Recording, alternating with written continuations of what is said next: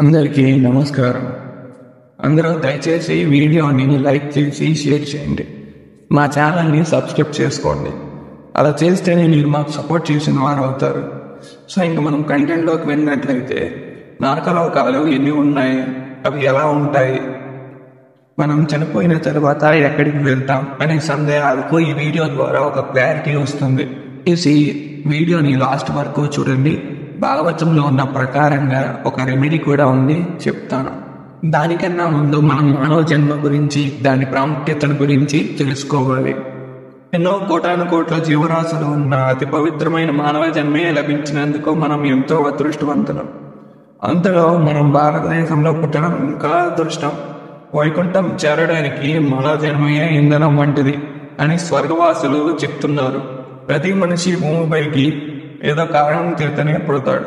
బిచ్చగాడి నుంచి రాజు వరకు ప్రతి ఒక్కరూ తన కర్మఫలం తీర్చుకోవడానికే జన్మిస్తారు. మనం మన భవిష్యత్తును నిర్దేశించుకోవడానికి అన్వేషణ మాత్రమే మార్గం. అలా కాకుండా ఎవరైతే పాపాలు చేస్తూ ఉంటారో వారికి నేను చెప్పబోయే నరకలోకాలే గమ్యస్థానం. సో ఎవరు చెప్పని నరకలోకాల గురించి నేను చెప్తున్నాను. దయచేసి ఎవరు స్కిప్ చేయకుండా వినండి. భూమి క్రింద అతలము, వితలము, సుతలము, తలాతలము, మహాతలము, రసాతలము, పాతాళము అనే లోకాలు ఉన్నాయి. సో ఈ లోకాలన్నిటి కింద నరకలోకాలు ఉన్నాయి. భారతవర్షంలో మానవ జన్మ పొంది కూడా దివ్యమైన పుణ్యాన్ని పొందకుండా పాపాలు చేసుకుంటూ పోతాడు, నరకలోకాలలో పడతాడు. సో చేసే పాపాలకు దానికి తగ్గట్టుగా నానా రకాలైన నరకలోకాలు ఉన్నాయి.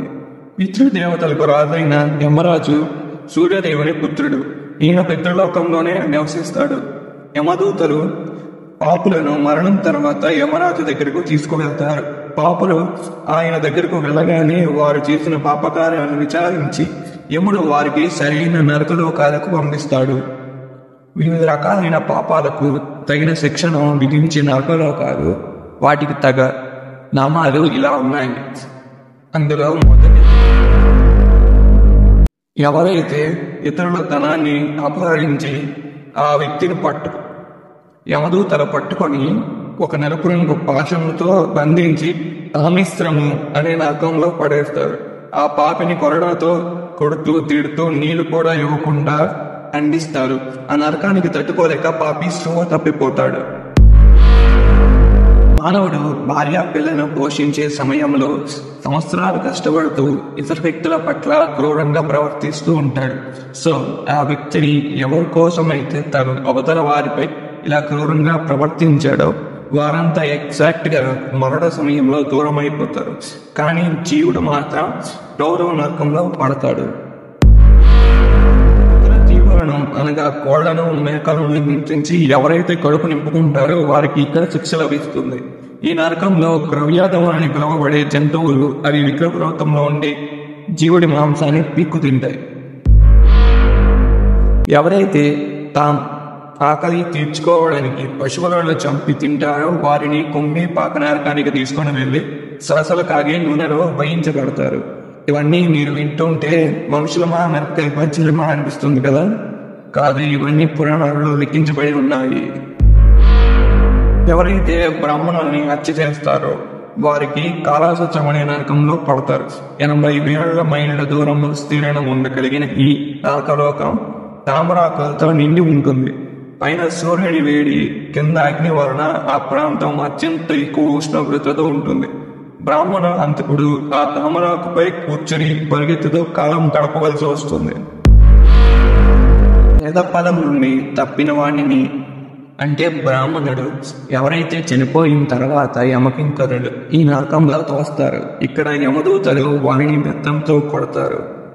ఆ దెబ్బలను తప్పించుకోవడానికి అతడు అటు ఇటు పరుగు తీస్తూ కత్తులా చాలా పదునుగా ఉన్న ఆకుల మధ్యలో చర్మాన్ని గీసుకొని శరీరం అంతా రక్తం ఏరే ప్రవహిస్తూ ఉన్న అతని ప్రాణం పోరు. పరస్త్రీ గమనము, పరపురుష గమనము కలిగిన పాపులు ఈ నరకానికి వెళ్తారు. ఇక్కడ పాపులను కర్రతో కొడుతూ ఎర్రగా కాలుతున్న స్త్రీ బొమ్మ పురుషునికి, పురుషుని బొమ్మ స్త్రీకి కౌగిలించుకునేలా చేస్తారు. అక్రమ సంబంధానికి ఈ శిక్ష తప్పదు. వేరొక వ్యక్తుల దగ్గర ఇంటికి నిప్పు పెట్టి విషప్రయోగం చేసేవారికి, వ్యాపారుల దగ్గర నుంచి ఎక్కువ శాతంలో పన్నులు వసూలు చేసేవాడికి ఈ నరకంలో పడతాడు. వజ్రం లాంటి పళ్ళు ఉన్న కుక్కలు ఒకేసారి పాపిపై పడి దాడి చేస్తాయి.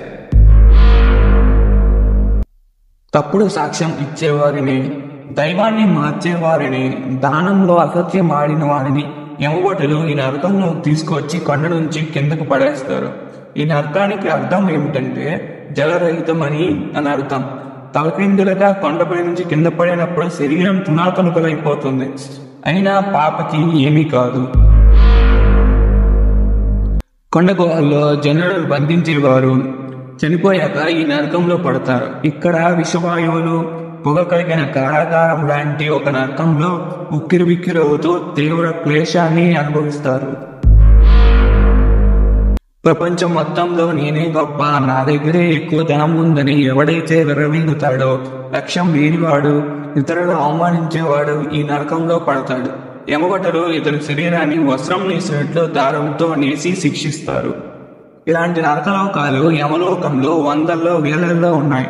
పాపాత్ములు చేసే కర్మలకు బట్టి ఆయా నరకాలలో శిక్ష ఉంటుంది. స్టార్టింగ్లో చెప్పాను కదా, దీనికి ఒక రెమెడీ కూడా ఉందని.